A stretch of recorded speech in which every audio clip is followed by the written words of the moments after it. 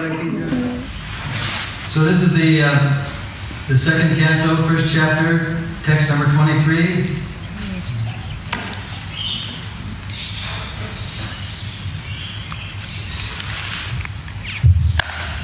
Shri Sutta Vacha Chitasano Jitasvaso Jitasango Jitendriha Bhagavato Rupe Sharnayedaya. Shri Sutta Vacha Srimad Goswami said, Jita Asanaha, control sitting posture. Jita Svasaha, controlled breathing process. Jita Sangaha, controlled association. Jita Indriyaha, controlled senses. Sule, in the gross matter. Bhagavataha, to the personality of Godhead. In the feature of. Maha, the mind. Sandayat, must apply. Diya, by intelligence. Translation. Shukadeva Goswami answered, once you control the sitting posture, regulate the breathing process by the yogic pranayama, and thus control the mind and senses, and with intelligence, apply the mind to the gross potencies of the Lord, called the Virat Rupa, responsibly. Shukadeva Goswami answered, once you control the sitting posture, regulate the breathing process by the yogic pranayama, and thus control the mind and senses. And with intelligence, apply the mind to the gross potencies of the Lord, called the Virata Rupa. Purport by Srila Prabhupada. The materially absorbed mind of the conditioned soul does not allow him to transcend the limit of the bodily conception of life. And thus the yoga system for meditation, controlling the sitting posture and breathing process and fixing the mind upon the Supreme, is prescribed in order to mold the character of the gross materialist. Unless such materialists are able to cleanse the materially absorbed mind, it is impossible for them to concentrate upon thoughts of transcendence. And to do so, one may fix one's mind on the gross material or external feature of the Lord. The different parts of the gigantic form of the Lord are described in the following verses. The materialistic men are very anxious to have some mystic powers as a result of such a controlling process. But the real purpose of the yogic regulations is to eradicate the accumulated dirty things like lust, anger, avarice, and all such material contaminations. If the mystic yogi is diverted by the accompanying feats of mystic control, then his mission of yogic success is a failure. Because the ultimate aim is God realization, he is therefore recommended to fix his gross materialistic mind by a different conception, and thus realize the potency of the Lord. As soon as the potencies are understood to be instrumental manifestations of the transcendence, one automatically advances to the next step, and gradually the stage of full realization becomes possible for him. Mukam karoti vachalam pangum langayate girim yat kripataraham vande Shri Guru Dinatarane. So the phrase step is used, and it's kind of implied that there's a step-by-step process by which one can advance to the highest stage. But even the initial steps or the baby steps are important because there has to be some kind of a beginning. So in this verse and in following verses, there's a description of the gigantic form of the Lord. And it's considered to be that this is a way for people that are newcomers to Krishna consciousness to understand that God is everything. Prabhupada even had a picture painted of the Supreme Lord being the mountains and the oceans and that sort artistically done. So this step-by-step process is recommended, especially for us neophytes. We have to start somewhere. When I was in the United States, the race that was there in that part of the world before one of the races that was there before the Europeans came were the Indians. They were called, Prabhupada called them Red Indians. They had a concept of God as what they called, or what was translated in English as the Great Spirit. Something like a mountain or an ocean, something very big was considered spiritual, or the Great Spirit. So even so-called primitive peoples had that idea of greatness. There's something greater than humanity. They called it the Great Spirit. But even there, in so-called uncivilized peoples of the world, there's a notion of transcendence. And we read about peoples in other parts of the world who do really strange things to their bodies. Of course, we do strange things too. We have tattoos and we pierce the body in all over in different places. But they do things like extend the neck and the lips, and they do really weird things. So in a sense, they have a feeling that they're not the body. The body is, of course, it has to be made beautiful for whatever reasons. But it's sort of a vehicle that can be manipulated and used, and it's sometimes used for very strange purposes. Is that a confirmation or a kookaburra? Anyway, there's a lot of descriptions in the teachings of Prabhupada and Vyasadeva of metaphoric language. And sometimes Krishna's face is compared to a moon. And that's a kind of a metaphor, because how can a moon be like a face? Sometimes the eyes of Krishna and Radharani and Acharyas are compared to lotuses. How can a lotus be like an eye? But that's a metaphor. It's a way of poetic way of describing something. And one thing that Prabhupada said was that all these shlokas are actually poems. They're verses. They're not just philosophical points, but they're conveyed in a kind of poetic way, very easy to understand way. Not easy to understand, but a way that kind of piques the imagination. When books were first printed, the Srimad Bhagavatams and Chaitanya Chaitamrita, Prabhupada was very enthusiastic to have pictures, paintings put in all these books, because he knew that people would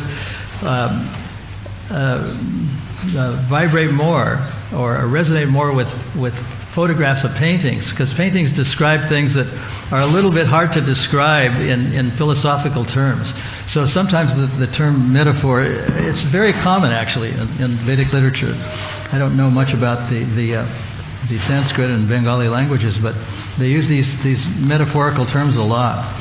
And the word metaphor is a very unusual thing. It's used a lot in Vedic literature. I'm going to read a description of what a metaphor is according to dictionaries, if I can find it here.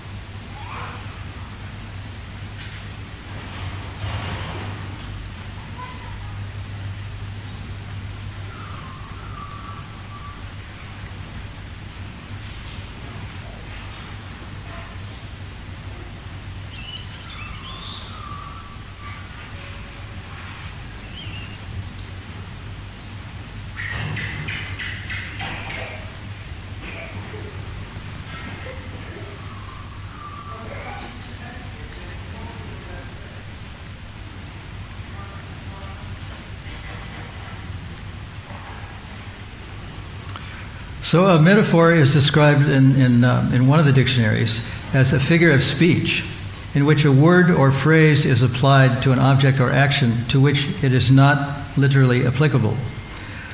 And then there's a quote here that says, when we speak of gene maps and gene mapping, we use a cartographic metaphor. And another one says, her poetry depends on suggestion and metaphor. A thing regarded as representative, another definition is a thing regarded as representative or symbolic of something else. And there's another quote, the amounts of money being lost by the company were enough to make it a metaphor for an industry that was teetering. So there's a lot of different definitions. Some say that Hollywood has become a metaphor of all things that are crass and craven and unusual. So in a sense, like the whole material world is kind of like Hollywood, or according to that one author anyway, it's sort of like a movie set. It's real, but there's an unreal quality to it. When Prabhupada departed this world, and I first learned about this, I was in Los Angeles, and it's very near to the place they call Hollywood, and everything seemed very unrealistic. And I wrote about this and how plastic and unreal it seemed, like the movie sets. So in a sense, the whole material world is kind of an illusion, illusory. It's real, but it's false in the sense that it's temporary. And it's like a dream world. Like when we have a dream, it's real, but it's in another sense it's not real. As soon as we're awake, we come into what's called the real world. So the description of God in a Virata Rupa form is a way of understanding there's a particular greatness or a majesty, a wonderful thing that's beyond what we can do or we can see or what we can perceive ordinarily. That's the universal form, and Krishna shows this universal form to Arjuna in the Bhagavad Gita, and he's like devastated because it's so fearful. He sees people dying, he sees all the demigods, he sees all the planets and the universes. It's a very frightening prospect to see that God is not only love and flowers, but he's also death. And he sees all beings of the world entering into the mouths of Krishna, who's like a fire burning them all. So it's a great power, and that's the beginning of understanding about who Krishna is. So we have a lot of, the word yoga has come into the English language now, and it means really literally it means to connect, or it literally also means plus, as in mathematics, the plus sign. But it really means link. It comes. There's a Latin derivative, yoke, and it means like there's certain words that have come into the English language from Sanskrit. Words like mantra and guru and karma, they're English words now, and so it's a way of because Sanskrit is a very complicated grammar. It is said that it takes something like 12 years to just master the grammar of the language, what to speak of, learning all what the words mean. It's a very difficult thing, and a lot of people aren't aware of the fact that yoga is actually an English word. It's been used since 1784 as an English word. And it really means exactly what we think yoga is. It's a long period of time, and it's defined as one of the Hindu measures of time. Yuga, like Kali Yuga, Satya Yuga, Treta Yuga, and Dwapara Yuga. So that's an English word, but it's come into being like over 200 years ago. So there's a lot of influence that existed when India was very powerful. When I was younger, we had to learned that the United States was discovered by someone named Christopher Columbus, who was a mariner and explorer. He was actually trying to go to India to get spices to bring back to Italy or Spain or someplace like that. But what happened was, when it was discovered, this was in the year 1492 when he supposedly landed in the United States. What happened was there was supposed to be a celebration in 1992, 500 years later, the 500th anniversary of the discovery of this nation. And what was revealed in the historical documents was that Columbus was very dismissive of the Indian people, Red Indians. Not only was he dismissive and cheated a lot of them, but he killed a lot of them. And his own historian, who's a Harvard-educated man, called his his adventures in the so-called New World genocide. He didn't just kill 1 or 2 Indians, but thousands of Indians. So after a lot of promotion and millions of dollars were spent making posters and TV ads and all this sort of stuff in America for the 1992 500th year celebration, the whole thing was canceled because it was learned that Columbus wasn't a hero. He was actually a rogue, a guy who was exploitative, and he was trying to get gold and all that sort of thing, and he was a murderer. He was a great explorer, and his historian said that the fact that he committed genocide is very small compared to all the great things he accomplished. But that's just one person's opinion. That's the stuff you don't learn in history books, but I guess we will in the future learn those kinds of things. But anyway, he did a lot of things that were very reprehensible. And we had to learn that song. In the year 1492, Columbus sailed the ocean blue, and we had to learn the names of the oceans and the ships and the place where he started and the queen he was bringing money to. I was listening to some recordings that were made in 1977 when Prabhupada was very ill. And this was in October. He passed away, or he departed in November. But he was very ill, and the recordings don't have him speaking very much. You hear, there's sometimes he's visited by people who come to him and they have long conversations in Hindi and Bengali, and I have no idea what they were saying. Sometimes it goes on for 15 or 20 minutes in that language. And because I don't know, I just don't know what they're saying. But somehow the word escaped from Prabhupada's lips, the word burden escaped from his lips in English while he was in a very stricken condition. What he was indicating was that he was becoming a burden for the devotees. There were a few devotees around him, and they were trying to get him well by giving different medicines and calling different Kavirajas or Ayurvedic physicians, but they were unsuccessful. So Prabhupada said, "Why? I'm just a burden. Let me just die peacefully." And that really sent ripples of horror throughout the devotee community when he used the word "die," because they didn't want that to happen. They were actually planning to travel all the world with him, for him to get better and for them to travel the world with him. Anyway, he used this word burden, and the devotees said, "Well, it's not a burden. It's something we actually enjoy taking care of you." And then one devotee said, "It's like what you call a burden is like one of the acharyas called the burden of love that sometimes wives or mothers or capitalists feel." Their so-called burdens of their husbands, their children, and their capitalistic accumulations, but it's a burden of love. It's something that we like to do. We enjoy taking care of you. Anyway, the story has a rather unpleasant ending, but it's pleasant in the sense that we know that Prabhupada was returned to the spiritual world to be with Krishna, but unpleasant in the sense that he wasn't traversing the world and preaching like he was always doing. So it kind of like it was a kind of a sweet and sour experience for a lot of devotees who were present there. They came and went, and one of the things that Prabhupada was organizing, even though he was very stricken and bedridden and very ill, was a science conference in Vrindavan, and I read about this, I heard about it in the recordings. There was a conference held, I think it was in October of 1977, of scientists. Most of them came from Delhi, and some of them were heads of departments and universities, and they were fairly well-known people, in the academic world anyway. And one of his disciples, named Swarup Damodar, who was a PhD probably in chemistry or something like that from one of the California universities, California University at Irvine, California, and he organized the whole thing. And the scientists were very, very pleased with the whole thing. They arranged for them to have nice accommodation, and there was a big room, and there was prasadam for them all. And it was written up in several newspapers, and Prabhupada enjoyed having the clippings read to him. Some of the newspapers called it a first, because it was the first time that the discussion was actually held between people who thought that life came from life rather than matter. And most of the scientists present there were materialistically inclined, and they thought that life advanced from interactions of chemicals like molecules and atoms.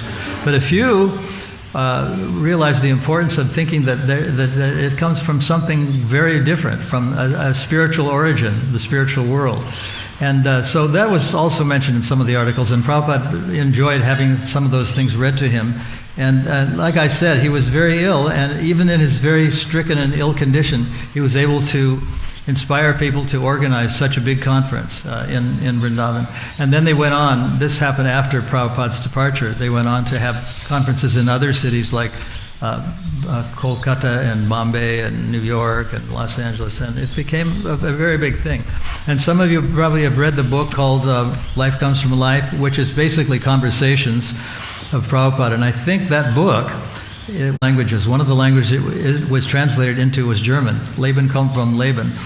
And when I was there, this is sometime after Prabhupada had departed, this book, Leben kommt vom Leben, was actually banned by the German government, and they confiscated a whole truckload full of these books, Leben kommt vom Leben, thousands of books. And I think the reason that they banned the book was they found one sentence that Prabhupada, it was a series of walks. The book was a series of recorded walks of Prabhupada. And one of the walks, he said, he said something very controversial. He said, the more we kick in Darwin's face, the more we advance in spiritual life. And they really didn't like that. Of course, Darwin wasn't German, but I think he was English. But whatever it was, the book was banned. But I think it even went out of print in the English language for England, maybe because of that statement. I don't know what the reason was. But it's interesting that the Swarup Damodar Maharaj, he's also departed, was very instrumental in this effort to show that there was another origin of life other than molecules and atoms. And so this book was published, Life Comes from Life. It was just a series of walks on a beach. It wasn't pre-written or organized a piece of literature. It was a series of walks. And I was asked, one of the people I was asked to write the introduction to that book, and I wrote an introduction about 3 or 4 pages long, and it was in Los Angeles, and I consulted with a few other people who were, people who had some credentials in English and in science, so they helped me. And the day that the deadline arrived, when I had to turn this thing in, Swarup Damodar happened to be in Los Angeles, and I asked him if he would sign it, if he would say that he wrote it. And without even reading it, he just automatically signed it. And because he had this PhD after his name, it had a lot of credibility, even though. But anyway, if you happen to encounter that book, that's the way that evolved. Interesting. There's some pictures of Prabhupada walking on Venice Beach with devotees, where during the times it was all recorded. So. Prabhupada or Vyasadeva is saying here that the mind has to be controlled and the posture has to be exhibited properly, and the pranayama process has to be executed properly. These are steps in the yoga ladder. Sometimes it's known as hatha yoga, or developing a higher consciousness. Now yoga is it's of course now it's the word has become very corrupt to mean just good health and all that sort of thing. But the real meaning of yoga is linking with the Supreme, is gaining access to the spiritual world. But again, it has to start somewhere. So it starts with this universal form. The nice thing about the Bhagavatam is that it doesn't just throw you into the deep water right at the beginning. There's stuff for us beginners and neophytes that we can practice yoga, and we can in the step-by-step process. And he mentions also in the Bhagavatam and in the Bhagavad Gita, in one of the purports, that the whole of Krishna consciousness is a step-by-step process. There's advanced devotees, there's intermediate devotees, there's newcomer devotees. So it's a very sophisticated and complicated process. It's not that you can become. It happens. There are people who can become self-realized instantaneously, but generally there's a series of steps that one has to go through to become fully Krishna conscious or advance in Krishna consciousness. So I'll just read the verse again. Srila Sukadeva Goswami answered, one should control the sitting posture, regulate the breathing process by the yogic pranayama, and thus control the mind and senses. And with intelligence, apply the mind to the gross potencies of the Lord, called Virata Rupa. It's not that the mind is completely rejected and that there's no thought involved. A devotee in London, who was a student at Oxford, wrote to Prabhupada once, and he said, well, at this university we're taught to use our minds to think about things. And but I think what I'm getting from your teachings is that sometimes that isn't very important. There's a story about an illiterate person. He couldn't read, but he was glorified by Lord Chaitanya. He was in Rameshwaram or something like that, because he was trying to read, because the spiritual master asked him to read the Bhagavad Gita every day. But he couldn't read. And people were making fun of him, but Lord Chaitanya glorified him. He took him, he embraced him, and he said, you are the real reader. I mean, these aren't the exact words, but this is what the essence of what he said was, you are the real reader of Bhagavad Gita. So anyway, the story continues that this student at Oxford wrote to Prabhupada, and he said, so I get the feeling that thinking isn't so important, or literacy isn't so important. What is that? And yet I'm told that we have to use our minds. So in Krishna consciousness, Prabhupada wrote him, he said, Krishna says in the Bhagavad Gita, I am the taste of water. And real, genuine Krishna conscious speculation is to think how Krishna is the taste of water. It's not just that he's the taste of water, but we have to think how. So there's a way to think transcendentally, to use the mind in a transcendental fashion, to not only just memorize all the philosophical points that are there, to reconcile apparent controversies and differences between acharyas, but to actually engage in very deep thought and to understand what the philosophy is in a very deep and full, comprehensive way. So it's not that of course, sometimes, and Prabhupada was a champion of this.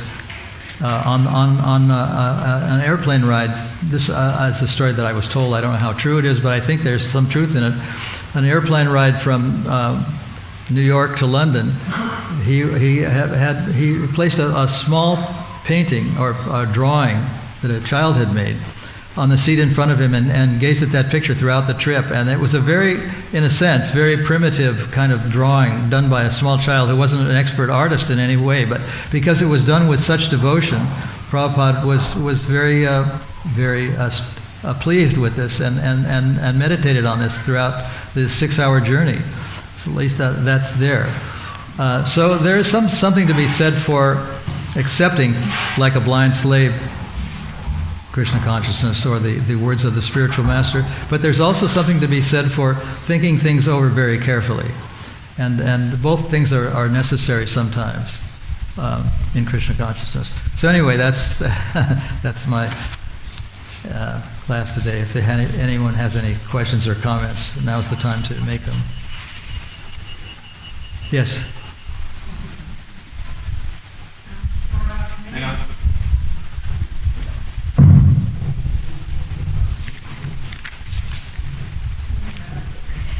Many years ago in Mayapur, and you were talking about the religionists came together in Vrindavan.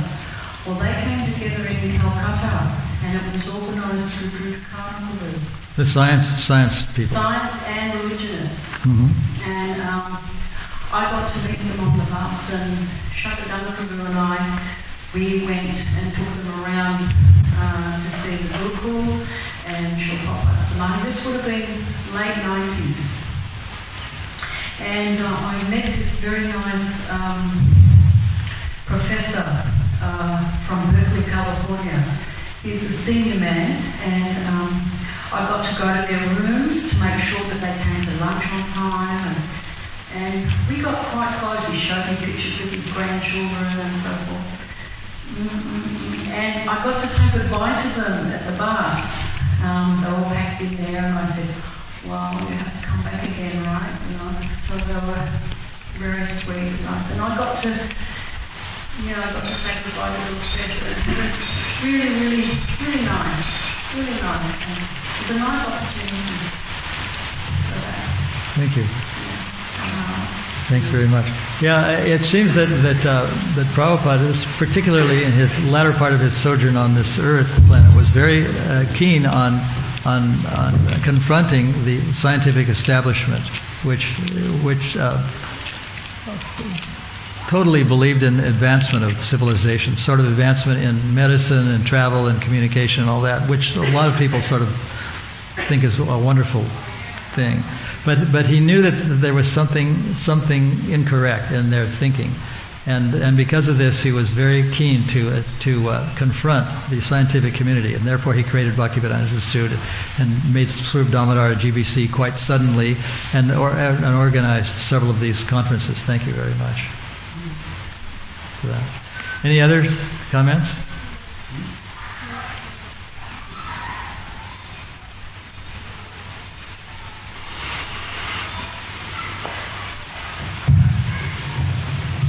Thank you very much. This word that Srila Prabhupada uses in reading his books to scrutinise, and it's an interesting term. Can you maybe say something about it? How do you scrutinise the words of the spiritual master? In another way, I'm not a master of the English language, but scrutinize means to meditate on.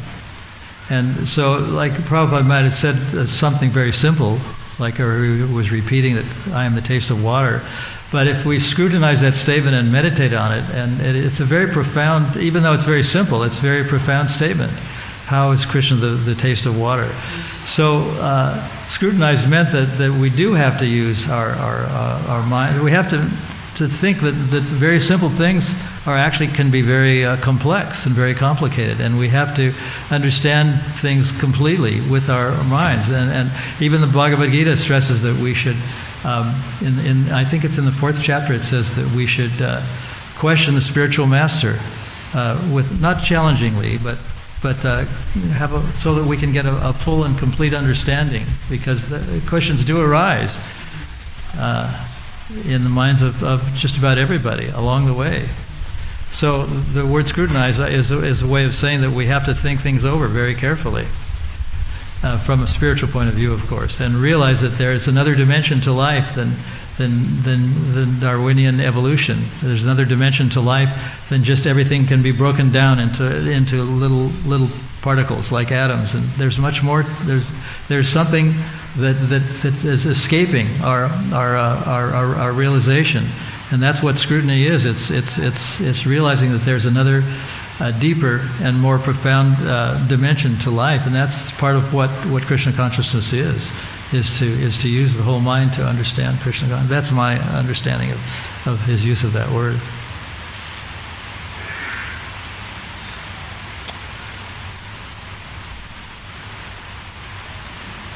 Any other comments before we venture out into the rain? Okay, thank you very much. Hare Krishna.